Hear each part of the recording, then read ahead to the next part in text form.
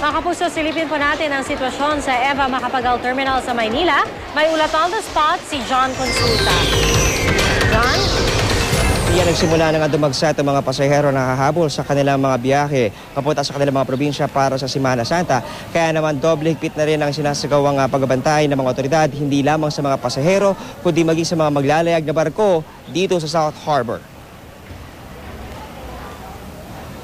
Mahigit 2,000 pasahero ang inaasahang tutulak papuntang Cebu, Surigao at Nasipit, Agusan del Norte mamayang alas 5 ng hapon sakay ng Super Ferry 5. Ang unang bahagi ng pag-check-in ay ang pagdaan ng mga bagahe sa X-ray.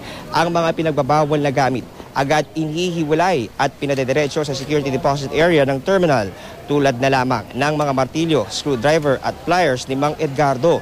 Ayos lang daw sa mga pasahero ang paghigpit basta't matiyak lang ang kaligtasan ng lahat ng babiyahe papunta sa kanilang mga probinsya. Pagkatapos ng X-ray ay dumadaan naman sa inspection ng mga K9 units ng Coast Guard para matiyak na walang makalulusot na pampasabog, kemikal o iligal na droga sa mga bagahe. Ayon sa Philippine Coast Guard PIA, bukod sa pag-iinspeksyon ay tinututukan din ng kanilang mga tauhan ang pagbibilang ng mga pasahero na sumasakay sa mga barko para masigurong di magiging overloaded ang mga maglalayag na barko.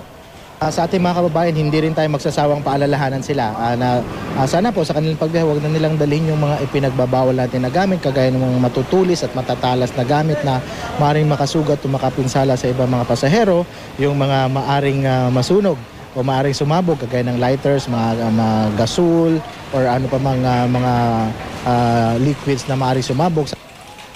2 barko ngayon tiyang inaasahang aalis nga dito sa South Harbor at ito yung Super Ferry 5 at Super Ferry 12. Kaya naman inaasahan talagang bubuhos sa mga pasahero ay ilang oras mula ngayon. Kaya naman doble higpit talagang ginagawa ang pagbabantay ngayon ng Philippine Coast Guard at ng ibang mga otoridad dito sa South Harbor. Yan muna latest mula pa rin dito sa South Harbor. Balik sa iyo, Pia. Maraming salamat, John Consulta.